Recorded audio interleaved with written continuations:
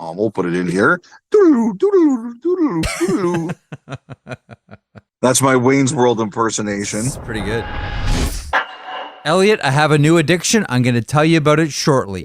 Welcome to 32 Thoughts, the car cast. We're back on the road, presented by the GMC Canyon AT4X. Elliotte, how was your night? It was excellent. Again, a night of great hockey, phenomenal games, great competition. But I wanted to start with first a thank you to our audience from last podcast, sending me DMs about The World's Most Dangerous Game, which was the short story that we were referencing. And what I didn't know is that there's a movie version with Rutger Hauer, who's a great actor, and Ice-T, who's another phenomenal talent. And when I have some time, I'm going to find this film and I'm going to watch it. That for you is going to be middle of July. So you're making a vow on April 21st to watch something in the middle of July. Bravo, Elliotte. That's when I'll squeeze it into my schedule. But, we're lucky, Jeff. As you know, we have a great audience, and I got a lot of DMs about this information. I love stuff like that. And so thank you to everyone who sent along those notes. I got a couple of them, probably not as many as you did, but nonetheless, thank you for sending all those notes. We appreciate and enjoy all the interaction, whether it's DMs, whether it's tweets, whatever, thought line, all the stuff. We dig it. You want to hear my new addiction? Yes. I'm going to come clean in front of everybody listening right now. Okay. I am addicted. Like I go back and watch them over and over and over again to watching Mark Stone goal celebrations. Yes. You know, we talk about how much we love watching Alexander Ovechkin celebrate goals. No, Mark Stone's the guy. Mark Stone is capital T, the guy when it comes to goal celebrations. Mark Stone, second on the night. It looked like the Vegas Golden Knights just couldn't find their way, and then all of a sudden they found it. Coming off the bench is Mark Stone, and William Karlsson, amongst four Winnipeg Jets, ends up with the puck, and he lays it right out in front. It goes off the stick, I believe, and Mark Stone has a couple of goals here in the third period to cement this thing. It's funny you say that, because when he did the goal celebration after the late one in the Vegas game, I turned to Ron and Kevin and Jennifer, and I said, now we know he's back, because the full out celebration is on. It's just so beautifully reckless. Yes. It's just limbs everywhere and this big, like, angry, beautiful smile. I don't know even how to describe it. I just think the whole thing is gorgeous. I don't know. It's just perfect to me. I just can't stop watching Mark Stone goal celebrations. Captain Caveman. He is. It's just fantastic. I agree with you. I'll get to Stone a bit more in a second, but I have to address something first in this Vegas game. The bike thing, as everybody knows, that wasn't as I thought it was. And to be honest, I really didn't want to make a big deal out of it. I wanted it to be like kind of just a laugh, really, like a tongue-in-cheek, lighthearted kind of thing, which was what my intention was. And it obviously didn't go that way. And it's been debunked. There was, one bike that didn't work, but there were others that did. But the thing about it that bothered me the most is that there was innocent shrapnel here. And the thing about me, Jeff, is that when I say something on the podcast or I write something or say it on TV, if anything goes wrong, the only person I want to be affected is me. Like, that's why when people say to me, well, who told you that? And I say, I'm never going to tell you. One of the reasons is, if you're going to be mad at somebody, I want you to be mad at me. And unfortunately, in this particular case, I caused someone else some grief. Now, I'm not going to mention who it was because I don't want to give them any more grief, but I wanted to apologize to that specific person. And they know who they are because I sent them a note. That was the thing that bothered me the most about this, is that I created grief or aggravation for one particular individual. And if I could go back in time and change it, I would change it specifically for that reason. Now on to Mark Stone. Okay. Jeff, the first period I'm watching the Golden Knights, and they don't get an even strength shot, I think, for 13 minutes. And they're doing nothing 5-on-5. And I'm like, when are they going to get going here? And I saw an article, I think it was in The Athletic, I'm not sure, but it was just about how people were saying that maybe Mark Stone shouldn't be playing. And I'm like, what? And the article, I should say, was, I can't believe people are thinking that. And I'm the same way. Like, this is a 7-game series, and it's going to take him a while to get going. Jeff, right at the start of the second period, he had a couple of good chances. And I thought when he really started to feel himself again, the entire Golden Knight offense started revving up. It really did. And that was a fascinating game. Early in the game, the whole story was Connor Hellebuck. Mm-hmm. The glove save on Chandler Stevenson, getting the Eichel shot in the face and getting cut over the left eye, and a beautiful bit of television as, you see he takes off the mask and you see the close-up and you see the scratch over his left eye, and right away they cut to Morgan Barron on the bench in the birdcage, and you can see the scar running down the side of his face from the skate in the face from Laurent Brossoit in Game 1. His head here, and they're going to try to stop the bleeding so it doesn't roll into his eyes while he's out there playing. That was a really nice bit of television. But as John Bartlett mentioned, that slap shot from Jack Eichel was 95 miles an hour and caught him right in the face. Man, oh man, they're got matching band-aids. First Barron and now Hellebuck. You don't win in the playoffs unless blood, sweat, and tears, and there's a reason for that. You give every little bit you have. And waving to the referee, and good on the referee to notice that. And then you see right away he sees the blood, and he'll let Hellebuck get to the bench. But this is the Stanley Cup playoffs, and Barron already showed us there's no cut deep enough or long enough. It's going to keep you out of the game. You can get back in. Hellebuck. That was a 95-mile-an-hour shot that Hellebuck just took right off the cage. Early, the story was, a gorgeous tip by Adam Lowry, but early the story was Connor Hellebuck. But you're right.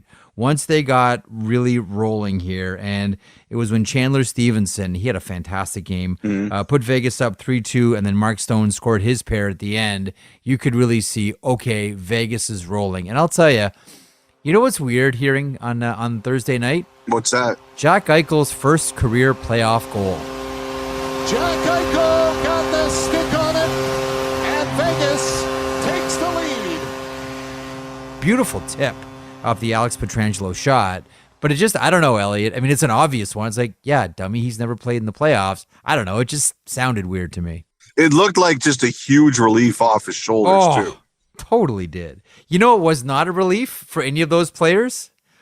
137 hits. Yeah. In that game. 73 by the Jets, 64 by Vegas. That game, Elliotte, every shift was for keeps. There was another game that was equally as good, I thought, too, and we'll get to that in a second. But I loved this game. Fantastic game. It was a phenomenal game, and I think the thing that really made us notice is one of the best hitters in the league is Braden McNabb, and he had Nino Niederreiter lined up, and it looked like McNabb got the worst of it. And when McNabb is taking the worst of it, you know how tough a game it is, and you know how tough Niederreiter is. I just would like to mention Hellebuck. There was a trainer who sent me a note during the game, and they said that that's one of the worst places to get cut because the blood gets in your eyes. You really have to manage it. Any other player but a goalie is leaving the bench right in that second. And he said to me, you really should give credit to the Winnipeg trainer because to be able to even get a cut like that tight enough or sealed enough that Hellebuck can play. And he went back for treatment during the TV timeouts. He said that's trainer of the year stuff because any other player you're taking off the bench, but you can't do that with your number one goalie. So let me borrow something from my pro wrestling past that I can share here and actually use for this experience. Blading? Close. Hard way. So a lot of the old timers, didn't believe in blading, and that is using the razor blade to cut yourself to get blood. What they did was called hard way. And hard way meant you took a punch that busted you open. So you got it done the hard way. And the way that the wrestlers would always do it is they would punch down right above the eye because the belief was, and there's someone that's going to correct me if I'm wrong here, but the belief is, or the understanding is, that bone right above your eye, Elliotte, is the sharpest bone in your body. And so if you hit it right, it will split your head open. So as you're talking about this trainer that's sending you a note, I'm thinking to myself, well, that makes sense, because that's how pro wrestlers would cut themselves open before the era of razor blades, which the old timers thought was the easy way out. So apparently, to your point, that is the sharpest bone in the body, and that's why it's particularly dangerous for goaltenders to get hit there. I didn't know all this, Dr. Merrick. Thank you. I just play one on podcasts. I'm not an actual doctor.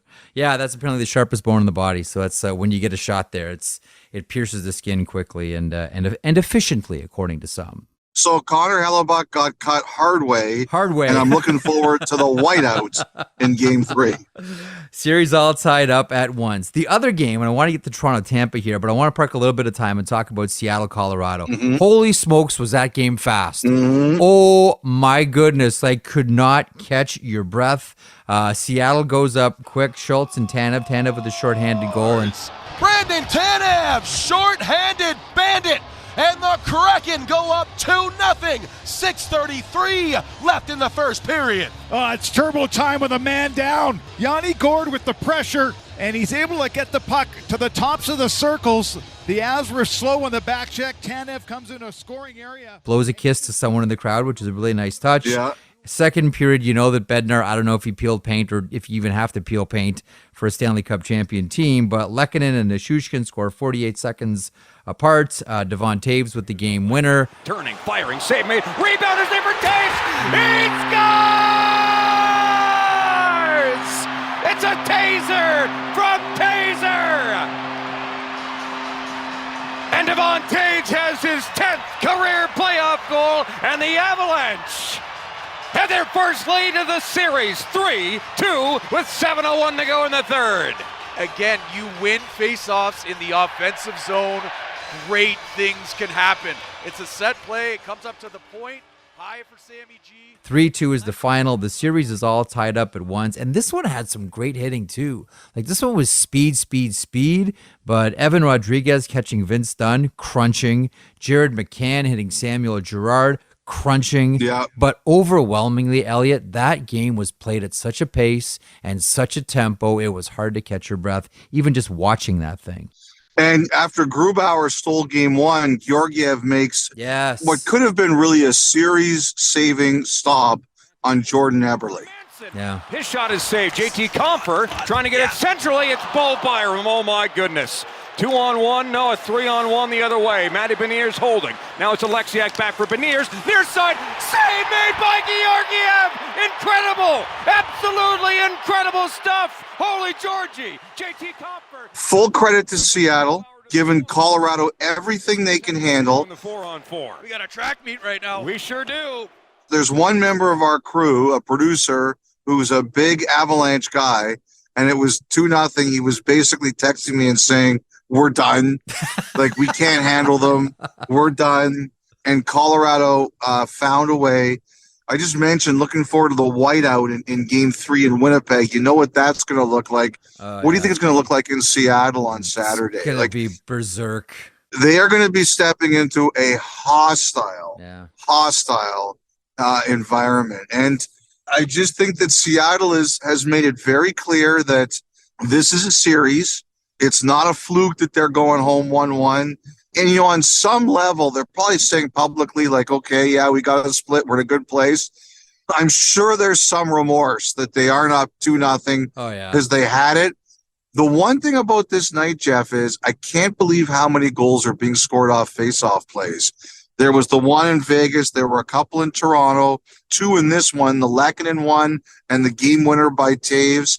You know, Derek Lalonde was saying, as a coach, nothing bothers you more because everybody's supposed to have their assignment and you think you've got it nailed down. But, man, Seattle has shown that this is a series. This is not going to be an easy step on Colorado's attempt at a coronation.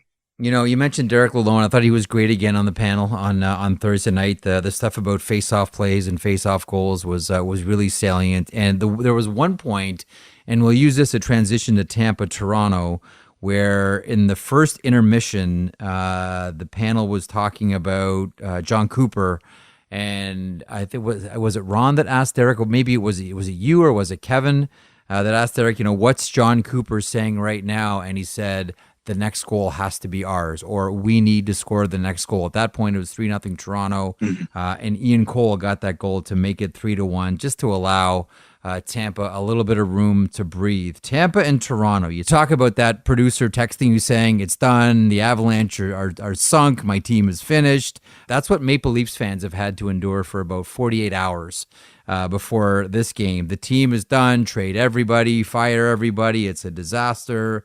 7-2 is the final score. It was 3-0 after the first period. Mitch Marner scores early, a power play goal. Almost a lone positive. Here comes Marner. Fire scores! It's 47 seconds in.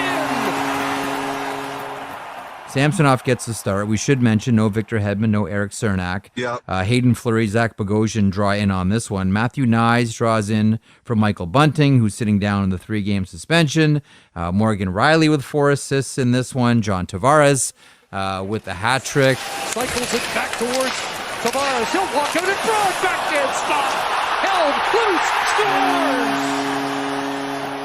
This was the exact opposite of the game on Tuesday. At the end of the 5-on-3, so it's a 5-on-4 power play goal, and it's 7-2. This was the blowout, but in Toronto's favor, and it really does remind you, just with how much firepower these two teams have, how quickly they can blow out one another. I have to say, Jeff, I agree with everything you said in that preamble. The one thing I really felt was, and I said at the top of the show, no Hedman, no Cernak, no excuses. And it's not only that they won, but they didn't squeeze it out. Like, they won convincingly. And I think if you want to be a champion, that's what you have to do in that case. You have to show no mercy. And they did. And, Marner, who was their best player all year, he was Toronto's MVP all year, he set the tone right away. And I thought that was important for him. Everything they did wrong in game one. Samsonov was calm in goal. He never lost his net. Yeah. They won the battle in the front of the net, constantly pushed the Lightning away. They pounded a depleted team. I thought it was really interesting that Cooper said that we didn't lose this game because we didn't have Victor Hedman. Listen, this had nothing to do with Victor Hedman being out of the game. We've won games in this league without Victor Hedman. I could sit here and go through 100 years of cliches. One team wins game one, the next team gets blown out in game two. Which one do you want? In the end, did we play hard enough to win? Probably not. Was there a team that was a little bit more urgent? Just flip the script. Just look at last year's series. It's the exact same. Just flip it, and now we're going back to Tampa. But it's not because one guy was out. That would be just a poor excuse. I think he's trying to send a message to his players and say, look, I understand we lost, but we can't lose like that. I don't care who's not playing. That's the message I think he's trying to send. Nyes looked really good. I don't want to pile on Bunting here. It's already bad enough for him. Like, he got his punishment, and it's a stiff punishment. And my theory on that, until proven otherwise to me, is that they got some information that Cernak's going to be out a little bit. I'll wait to see if that proves to be right or wrong. I just think that if that's the way Nyes is going to play, it's going to be awfully tough to take him out of the lineup. So they're going to have some interesting decisions to make down the road, assuming they keep winning. I just thought top to bottom, they delivered the answer that they had to deliver after game one. Like, that was the only acceptable outcome for Toronto, and they got it. I know that John Cooper wanted to downplay the absence of Hedman and Cernak. I get it, but there is no denying that in their own zone specifically, this team looks so different without Hedman there. Like, I'm watching this, and I'm watching the Maple Leafs at times do whatever they want in the offensive zone. And that's a really talented offensive team. Like that's, you got to give them their due. Like offensively, they can really confuse you. I get it. But the absence of Victor Hedman was really noticeable. There are a lot of talented players on that team. There's Hall of Famers on that team. Yes. But you take Victor Hedman out of the equation, holy smokes, does Tampa look like a different squad? I think anyone who watched that game would come to the same realization. Question for you, Andrei Vasilevsky. Yeah. So the team's getting blown out. It's 6-1 heading into the second intermission. And we wonder, is Andrei Vasilevsky going to come out for the third? Now, he'd gone 82 straight games, playing every single minute. There's a streak on the line, but it's 6-1. There's a bigger picture to consider here, but Vasilevsky comes out nonetheless, and the streak is alive. 7-2 is the final. Did you think that there was any way Vasilevsky was coming out? I actually did, and then Lalone kind of talked about it, which is that they've gone to Vasilevsky before and he doesn't like to leave. Yeah. The only question that I think about it there, and I kind of thought about it after, was, do you ever say as an organization, we're making this call for you? That's the one thing I'm thinking. Like, do you ever get to a point where you say, Vasi, like, we get it. Yeah. We know how you feel. Nobody's going to feel differently. We're just going to take you out. And that's kind of the only thing I wondered. But I guess that's the pull he has there. I'll tell you this. The other thing I thought was interesting was, so there was this question and answer. It was the last question of the media availability with Cooper. John, the challenge for you, how does it change when Toronto goes 3 centers deep and has O'Reilly in the 3C spot? How does that change? So how many centers deep are we? Let me ask you that. Well, I'm just saying last game they give me points, Cirelli and Paul all day against anybody in the league. Cooper is all about wiring his guys and firing up his guys. A lot of coaches are like that. Oh, yeah. He's going right to those centers and said, can you believe that question? That's what they think of you. And I want to say this. I'm not making fun of the reporter because I'm not perfect. I've asked questions that haven't turned out the way that I wanted them to. I want to make that very clear. I'm not making fun of the reporter. Cooper, the moment he heard that, he was like, that's my motivational tactic, as if I needed another one for game 3. And he got right up and left. He was basically saying, I'm ending the media conference here. I've got something I can use the next 48 hours. Tactical by John Cooper. Also, Elliotte, a big fight in this one. Luke Schenn and Tanner Jeannot. Schenn didn't want to do it off the draw, but when Jeannot kept going at him, what are you going to do? The two Sasky boys throwing down. Also, a really, when we talk about doozies of fights, the Rangers-New Jersey game, Braden Schneider and Michael McLeod. Let's get to the Rangers and the New Jersey Devils. Aside from the scrap, which was a really solid tilt, Eric Haula kicks off the scoring. New Jersey Devils go up 1-0, but that was it. Tarasenko, a pair by Kreider on the power play. Kane back down low, tip by Kreider, and he scores! Chris Kreider! Power play goal again, and it's 3-1. Stop me if you've heard that one before. Oh, yeah. Patrick Kane and then Capo Caco. It's a 5-1 final. They take 2 at the Prudential Center. Vanacek is stung again. The Rangers are up 2-0, headed to MSG.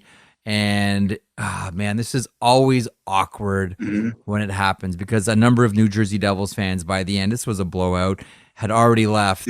At the end of the game, all the Rangers fans who were in attendance, and there was a lot of blue at the Prudential Center on Thursday night, stood up to give the team a standing ovation on the road. Out to Brad with 7. Hughes, surrounded by Rangers, fires a shot that's gloved down by Shesterkin, who lifts it back out to center ice. And the Rangers make another statement at Newark. Back-to-back 5-1 wins. They'll go to Madison Square Garden on Saturday with a 2-0 series lead. Ouch. It was like that game in Philly that pissed off all the hardcore Flyer fans. Yeah.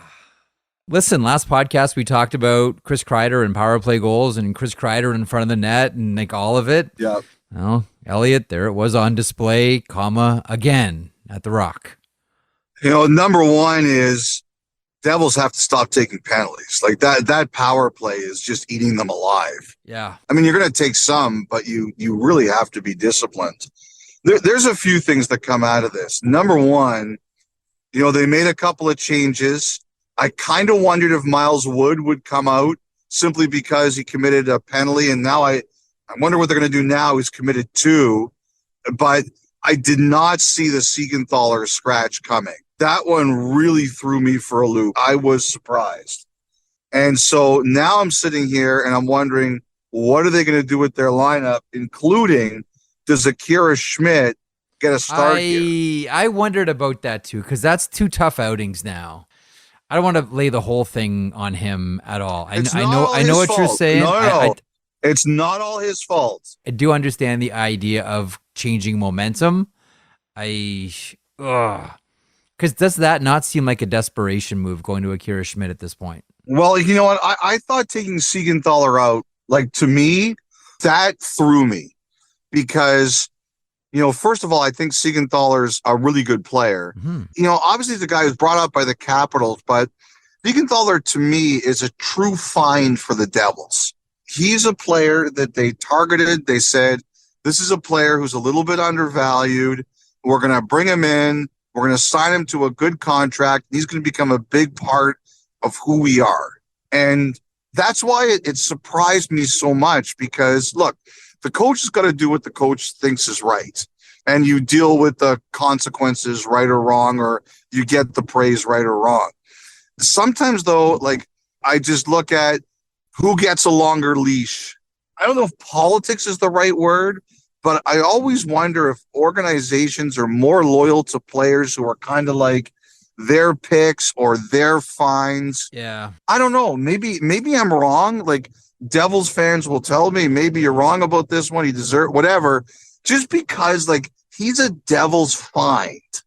Mm-hmm. And I'll say this, like, I assume they put in Brendan Smith because they got pushed around a bit the other night. For sure. And they wanted the edge. I'm just surprised by the whole sequence. So I'm sitting here now and I'm wondering, okay, you're down 2-0. You're going into the maelstrom of Madison Square. You know that place is going to be bonkers. I'm curious to know what the Devils now think is their best lineup. And Jeff, I'm really glad the game isn't back-to-back because that's a really long road trip for you from Newark to downtown Manhattan. That was the infamous Ranger MSG Buffalo game, the New York Buffalo excursion that talked about why they played Levi where they did.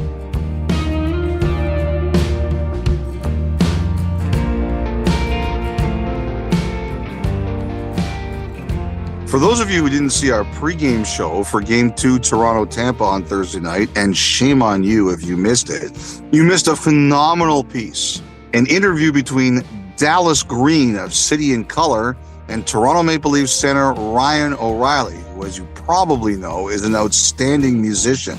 One interesting note about this is I asked O'Reilly after he taped the interview if he played the guitar with Dallas Green at all during this interview, and he said he couldn't, because he was still rehabbing from his finger injury, so he couldn't do it.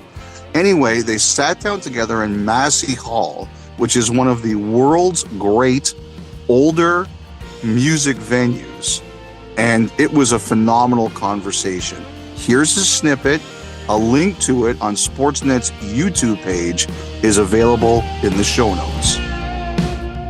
I feel like we can get caught up. I don't know if you feel this way, but I think we get caught up in what we're doing that we forget the way people will perceive it. Mm-hmm. Maybe before you met me, before you know me, you think, oh, this guy's music means something to me, or he's this, you look up to guys who play in bands, but then you meet them and you're like, oh, it's just a person. Yeah. Right? But then you can see me interacting with Jerry Cantrell, who's literally the guy who made me want to play guitar. Yeah, and that's, like, for me, to be able to see that was kind of like, it was crazy, like, just looking back. Do you remember this? Funny. Do you remember that night your curfew was like 9:30, and Chains went on at 9, and you were like, I'm gonna watch a bit, and I'm like, okay, and then it's like 9:25, and we're on the side of the stage watching them, and I'm like, you gotta go, and you're like, maybe I could stay for it. I'm like, you gotta go, like you gotta go. You're in the Stanley Cup playoffs, but you did go, and you won. Music for me is a huge impact on not just hockey, but life in general. It's such a part of my life that I enjoy so much, and having the luxury to be able to learn it and play music too, and be around people and meet musicians too that I admire. It's something that I just find so special. It was that 2019 when I was kind of in that run to the cup where we just connected a little bit on a deeper human level. I remember that run. It was cool because I was out on the road. We were really like connecting a lot during that run, and it was cool. I got to come see. You came to what game? Came to game 2 in Boston? I think it was game 2. Or no, it was game 1. I think game 1, and we lost it. You did lose. I remember you lost, and I was like, it's my fault. I just swore, pardon me. But yeah, I remember there was a couple of times where I was thinking, should I be talking to him like during the run? Like where I was like, am I ruining it? But then you won, man. It was nuts. Obviously, I'm a big Dallas fan, but I'm very eclectic though. I kind of, with my mom, she was driving to hockey. It was always R&B. It was, it was Marvin Gaye. It was, the Gap Band, Earth, Wind & Fire, all those. And that was kind of like my first love into music was that. And then, with my brother, he was the one who introduced me to Dallas's music. And Save Your Scissors was kind of the first song that we kind of got hooked on, and kind of came from there.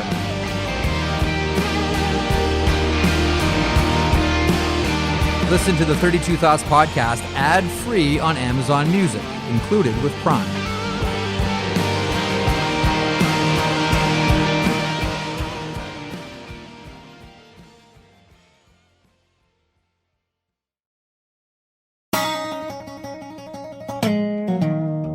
Let's rewind to Wednesday here, Elliotte. So 4-2, Edmonton draws even with the Los Angeles Kings heading to Los Angeles. A really good first period for the Edmonton Oilers. Score a couple of goals. Leon Draisaitl scores again. Connor McDavid gets his first points on the Leon Draisaitl 2-0 goal. McDavid sliding it to Bouchard. He gets it back. A pass over. And a goal for Draisaitl! It's a power play marker in his third of the playoffs. The Oilers up by 2.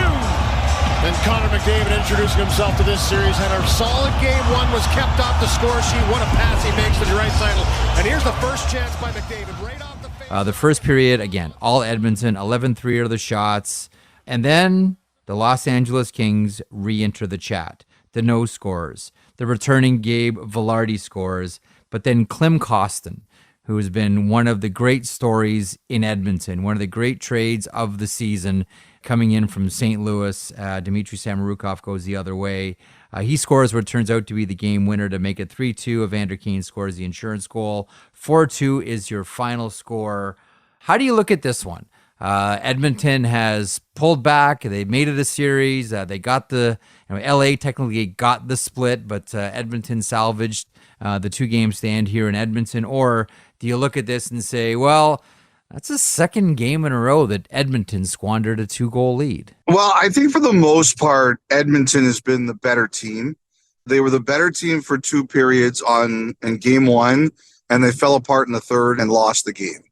I thought they were the better team for a lot of game 2. Some really bad decisions in the second period, and it cost them. And LA came back to tie it, but to their credit, they recovered. I think LA has to write, and it's good that they're going home to Hollywood, because LA has to write a new script. They can't keep falling behind 2-0 to these people. It's not a winning hockey strategy. I think Korpisalo's bailed them out in both games. I think he's been really good. Vilardi's back. There's some rumbling. Fiala's not far away. But I think the offense needs to start sooner for these guys. Mm-hmm. I got to say, I think the Kings, they've played for a lot of really smart hockey. I don't think they have the firepower to match Edmonton. I mean, who does? So they play structured, they play disciplined, and they hope that you make mistakes. And that was enough to get them to split in Alberta.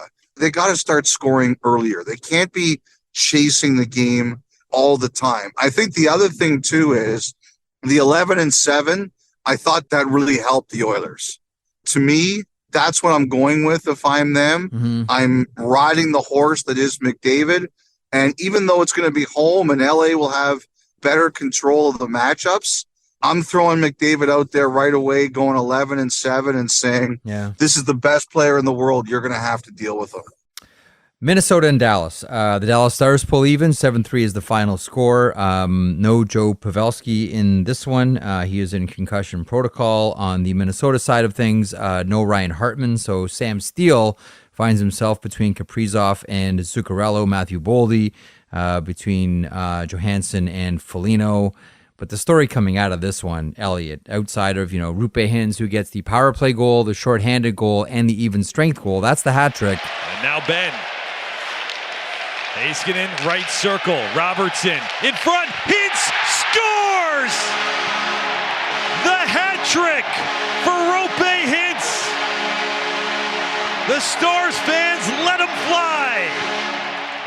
No one's done that in the playoffs since Tyler Johnson back in 2015. The big story is Marc-Andre Fleury and allowing 7 goals.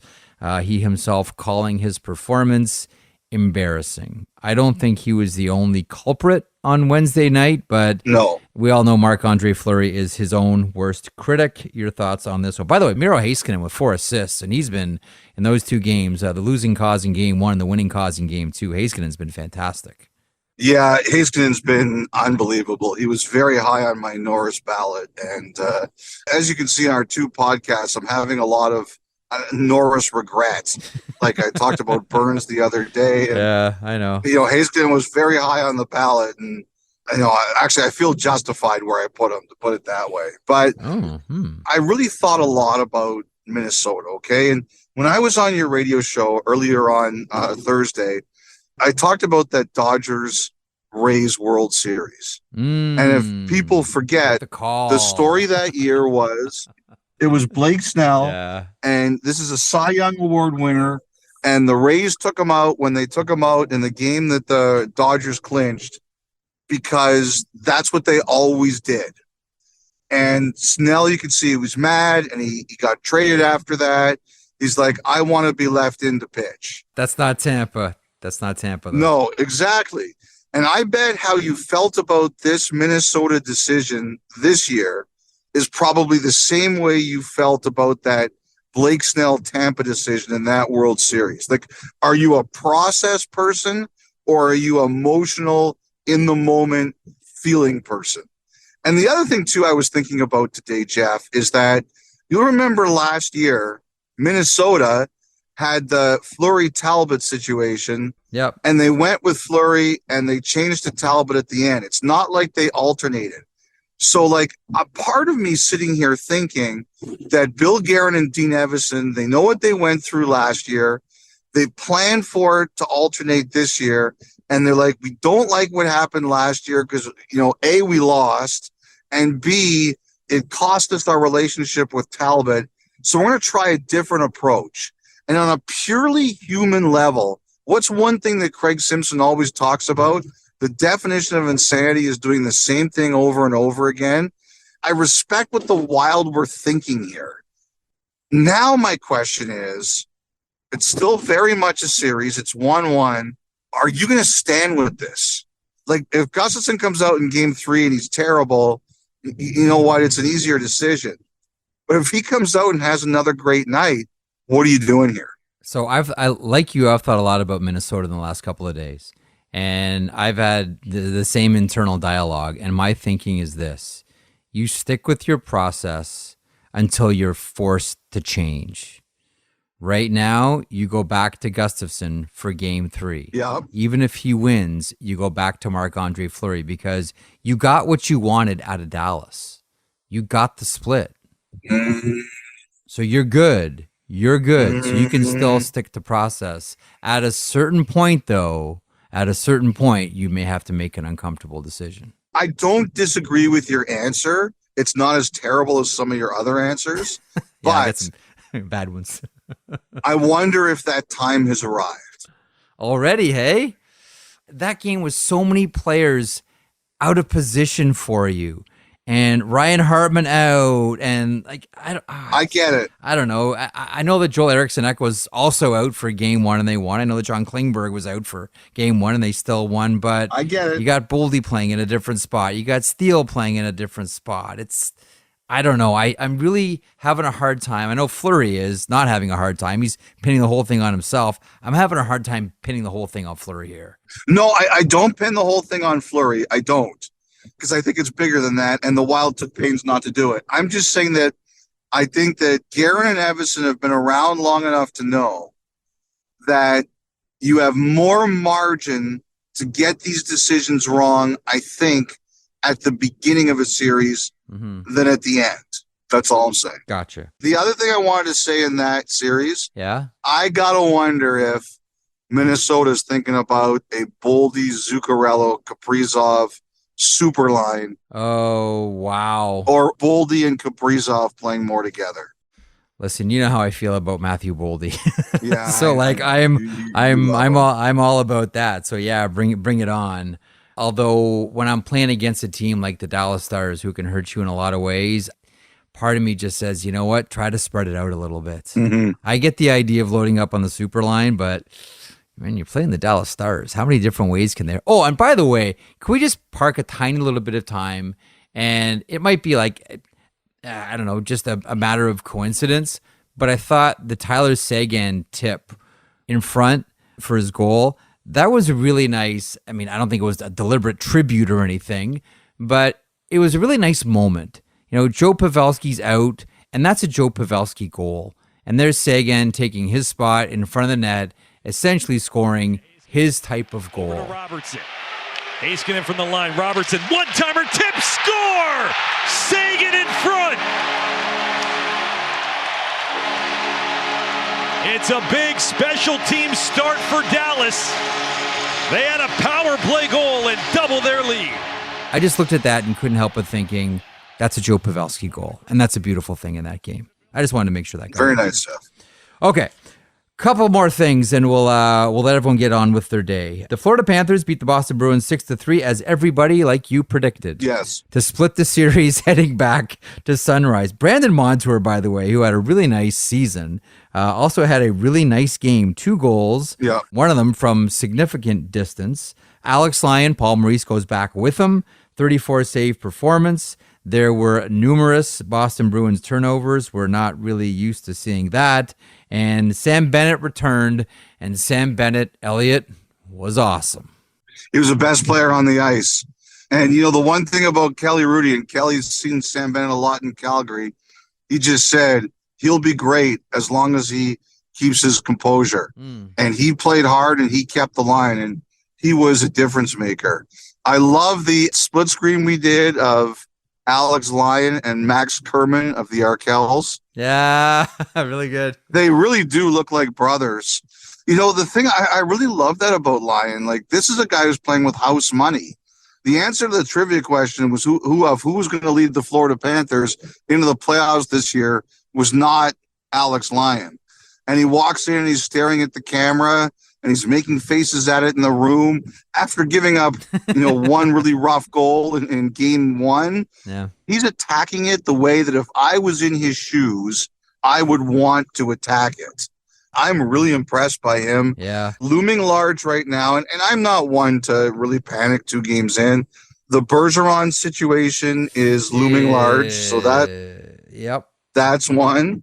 And number 2, that second line, that Krejci, Bertuzzi, Pasternak line, it has had a really, really tough time at even strength with the Panthers. Mm-hmm. And it's one thing for Bergeron to be out, but if Bergeron's out and that line isn't giving you much, then you're really in trouble. So they need, especially if Bergeron's not playing, they're going to need that line to step up and give them more. You know, there was a story that came out about Bergeron. You know, there's a lot of criticism about Bergeron for playing in that last game in Montreal. Oh, yeah. And, there's a longtime friend of the OHL, I guess we'll call him, longtime fan and media member, and you know him a little bit, Dominic Tiano, who wrote on Twitter. He kind of pieced together how Bergeron, his father, has battled cancer. Bergeron held up the sign, "I fight for," and he wanted his family to see him play in Montreal, potentially one last time. You know, I saw that tweet from Dominic and it reminded me of something else, Jeff. When we did the Bergeron interview, I asked him about retiring. And, you know, I missed it at the time, but I watched again later. I watched it again about a week ago. And, you know, when I ask him about it, it's the one time he doesn't keep eye contact. He kind of looks away. And I was kind of kicking myself because I missed it at the time. And I wondered if it was like a bit of a tell. And, you know, he says basically. Yeah, eventually the end is closer than it's been, right? So I know that. I'm not foolish to think that, you know, there's a lot ahead, but I'm trying to enjoy the now. And we talked about that earlier. You know, I think right now it's especially more at this stage of my career is like I need to enjoy every moment. Now, will you make those decisions at the end of every season, or will you ever go into a year and say, this is my last season? It's a good question. I think it's going to come to me when, you know, it's the last one. That hasn't happened yet, I assume. No, I mean, Okay. I once I know, I think I'm going to kind of express that. I think I owe that to everyone involved. And, you know, when it's time to know, I'll let everyone know. But with that situation in Montreal where he played and seeing Dominic's tweet, I was kind of reminded about that he wanted to play that game for a reason. And I think we all understand that. And I'm glad there's more of an understanding of why he played that game, because it's bigger than just Bergeron wanting to play game number 82. And like I said, I'm glad we have more clarity on why he was in that game. Absolutely. The last series we should mention here, the Carolina Hurricanes and the New York Islanders. Now, this is the series, as I mentioned to you on radio on Thursday. This is the series where nobody's happy. Nope. As a matter of fact, everybody's grumpy. Everyone's grouchy. Everybody's miserable. You know, Carolina's up 2-0. They're all upset. The Islanders are down 2-0. Obviously, they're all upset. The fans are upset. Rod Brind'Amour is upset. Tara Vinen has a broken hand, courtesy of a Jean-Gabriel Pazot slash. Yep. There's a lot of griping about power plays, a lot of talk about Mayfield, and the high stick that wasn't called on Jordan Martinook that led to the Jesper Fast OT winner. Mayfield is grabbing his face. And then he got hit with a high stick. Now it's Burns back in Carolina. Across for Jesper Fast. He scores! Game over! Jesper Fast wins it in overtime! How do you see this series right now and all the, as we say across the pond, controversy that has followed it? I'm going to start calling it the Grumpy Smurf series because you kind of suggested that. So everybody's just so grouchy. Everybody around, everyone's grumpy. Everybody, both sides, everyone involved, grumpy. Kind of like it. The moment I heard what Brind'Amour had to say. And do you have any update on Tavo? Yeah, I guess he's out. Out. Last 425 marker. He broke his hand with the puck, takes a shot. The guy absolutely tomahawk chops him. Absolutely. And I know we had all the power play, so you're not going to make it a 5-on-3. Go take a look at the video. And he's out for the series. So there you go. And they're going to complain about all the power plays, but the tomahawk chop, we just watched it. He has to have surgery tomorrow. There you go. So I'm a little pissed, I'll be honest with you. You know, first of all, obviously, he's very unhappy. He's lost another player. That's 3 forwards down now, right? So I can understand why he's unhappy. For sure. But you know that Brind'Amour is one of the guys, and especially from our interview with him, he thinks a lot about officiating and his ideas for it. Yeah. And I guarantee to you, he's thinking, okay, we're up 2-0. We just won a game where the power plays were 6-0, and there was a missed call right before we scored the winning goal. Okay. Mm-hmm. Rod Brind'Amour is around long enough that I think it was a preemptive strike. He knows now that the Islanders, and quite rightfully so, I would be the same way if the Islanders are furious about the penalty disparity. They're furious about the missed call right before the winner. They really didn't say anything publicly. Like the league says, if you've got a problem, don't bitch publicly. Come to us. So Lane Lambert didn't really say much. The Islanders did what the league asked them, and they're saying, you kind of owe us one. And I think what Brind'Amour was like, hold on a second here. Yeah. We're also an aggrieved party. And Lambert kind of answered that on Thursday, but that was Brind'Amour's way of getting in there and saying, hang on a sec here. We're a victim We too. didn't get away unscathed. Yeah, we didn't get away unscathed. You know what's funny? And Kelly Rudy noticed this, and I'm not saying that anyone's like lying here. I know I've learned over the years not to question injuries. But when Tara Vainen takes the slash from Peugeot, he doesn't really react. But then on the ensuing face-off, he gets a stick from Mayfield, just off a battle off the draw, and he really reacts. So I don't know if he was already hurt and it just got worse or what happened, but it was interesting. Kelly, who played for 19 years, noticing the reaction was more on the next play than that one. I thought about that too, Elliotte, and you know the conclusion I've come to, and again, I'm just speculating as well. He probably was in a lot of pain after the Peugeot slash. Yes. But all these guys have been slashed a million times all throughout hockey, and sometimes it hurts instantly and then it just goes away.